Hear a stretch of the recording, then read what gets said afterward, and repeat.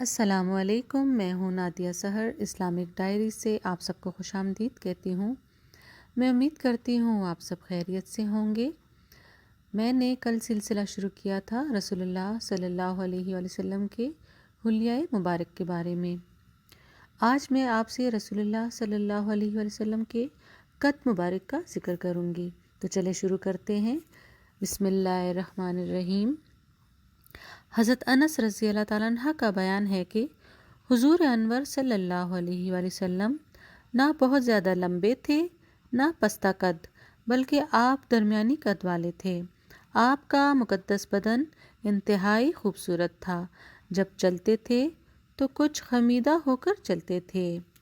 اسی طرح حضرت علی رضی اللہ تعالیٰ عنہ فرماتے ہیں کہ آپ نہ طویل قامت تھے نہ پستہ قد، بلکہ آپ میانہ قد تھے۔ بوقت رفتار ایسا معلوم ہوتا تھا کہ گویا آپ کسی بلندی سے اتر رہے ہیں۔ میں نے آپ کا مثل نہ آپ سے پہلے دیکھا نہ آپ کے بعد۔ اس پر صحابہ کرام کا اتفاق ہے کہ آپ میانہ قد تھے، لیکن یہ آپ کی معجزانہ شان ہے کہ میانہ قد ہونے کے باوجود اگر آپ ہزاروں انسانوں کے مجمع میں کھڑے ہوتے تھے تو آپ کا سر مبارک سب سے زیادہ اونچا نظر آتا تھا۔ قد پہ سایہ کے سایہ برہمت، ذل ممدود رافت پہ لاکھوں سلام۔ طائران قفس جس کی ہے قمریاں، اس صحیح سر و قامت پہ لاکھوں سلام۔ سر اقدس۔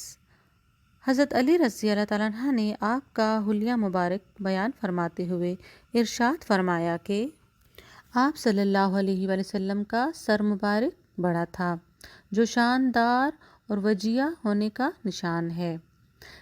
مقدس بال۔ حضور انور صلی اللہ علیہ وآلہ وسلم کے موئے مبارک نہ گھنگریالے تھے نہ بالکل سیدھے، بلکہ دونوں کیفیتوں کے درمیان تھے۔ آپ کے مقدس بال پہلے کانوں کی لو تک تھے، پھر شانوں تک خوبصورت گیسو لٹکتے رہتے تھے، مگر حجۃ الوداع کے موقع پر آپ نے اپنے بالوں کو اتروا دیا۔ آپ صلی اللہ علیہ وآلہ وسلم اکثر بالوں میں تیل بھی ڈالتے تھے اور کبھی کبھی کنگھی بھی کرتے تھے، اور آخر زمانے میں بیچ سر میں مانگ بھی نکالتے تھے۔ آپ کے مقدس بال آخر عمر تک سیاہ رہے اور سر اور داڑھی شریف میں 20 بالوں سے زیادہ سفید نہیں ہوئے۔ شمائل ترمذی سوات 4 اور 5۔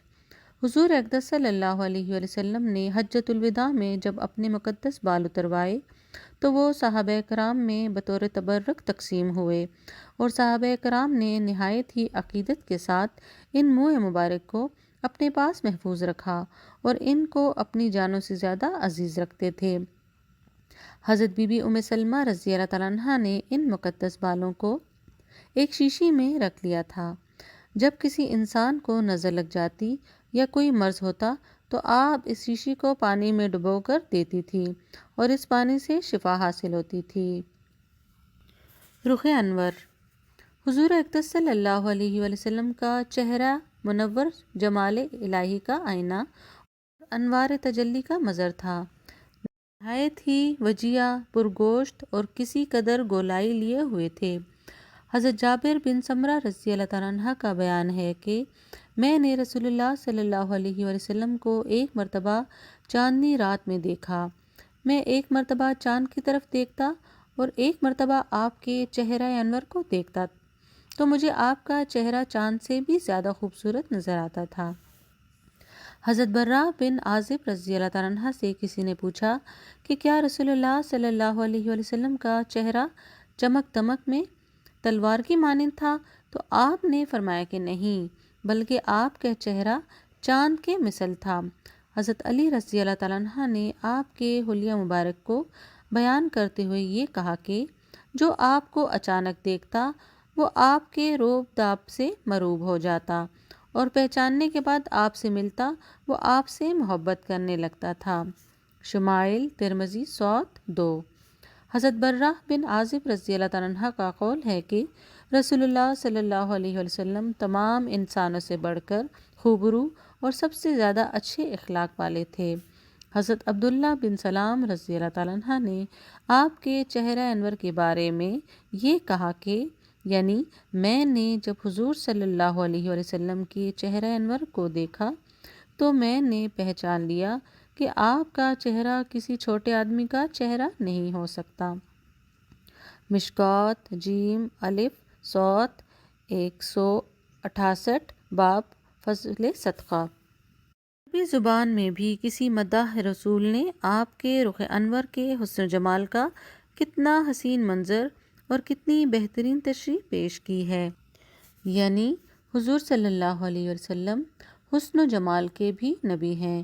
یوں تو ان کی ہر چیز حسن کا معجزہ ہے، لیکن خاص کر ان کا چہرہ تو آیت کبریٰ بہت ہی بڑا معجزہ ہے۔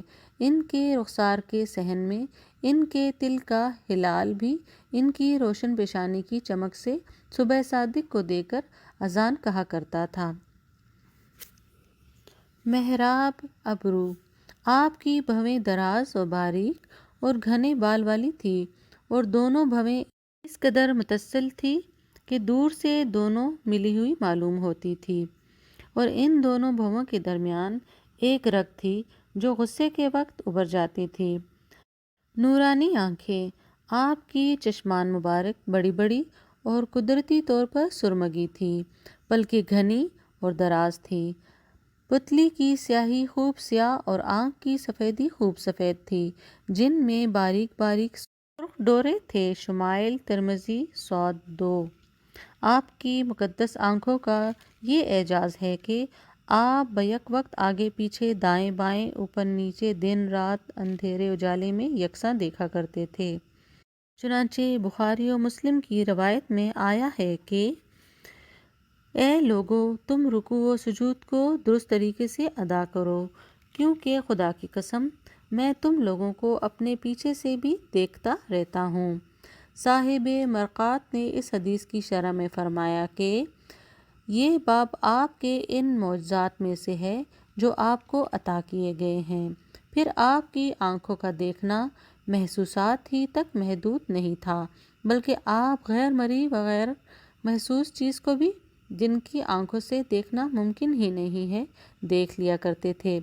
چنانچہ بخاری شریف کی ایک روایت ہے کہ یعنی خدا کی قسم تمہارا رکوع و خشوع میری نگاہوں سے پوشیدہ نہیں رہتا۔ سبحان اللہ۔ پیارے مصطفیٰ صلی اللہ علیہ وسلم کی نورانی آنکھوں کے اعجاز کا کیا کہنا کہ پیٹھ پیچھے سے نمازیوں کے رکوع بلکہ ان کے خشوع کو بھی دیکھ رہے ہیں۔ خشوع کیا ہے؟ خشوع دل میں خوف اور عاجزی کی ایک کیفیت کا نام ہے جو آنکھ سے دیکھنے کی چیز ہی نہیں ہے، بلکہ نگاہ نبوت کا یہ معجزہ دیکھو کہ ایسی چیز کو بھی آپ نے اپنی آنکھوں سے دیکھ لیا جو آنکھ سے دیکھی نہیں جا سکتی تھی۔ سبحان اللہ۔ چشمان مصطفیٰ صلی اللہ علیہ وسلم کے اعجاز کی شان کیا کوئی بیان کر سکتا ہے؟ آپ کی متبرک ناک خوبصورت اور دراز اور بلند تھی، جس پر ایک نور چمکتا تھا۔